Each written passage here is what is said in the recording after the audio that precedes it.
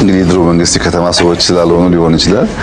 ያውኑ መንግስት የከተማ ስለሆነ ድሮ የነበረው እሳቤ ከተማ ላይ አንደኛ ከተማን እንደ ስጋት ነዋሪውን ደግሞ እንደ ወላዋይ የማየት ዝንባሌ ነበረ እና ማህበራዊ መሰረት ሲባልም የከተማውን ሰው የማግለል ልምምድ ነበረ።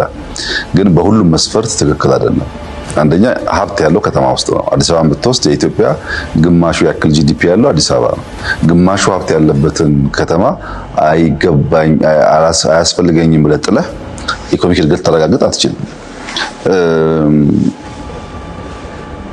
ከኢኮኖሚክ እድገት አንጻር ብቻ ግን አይደለም።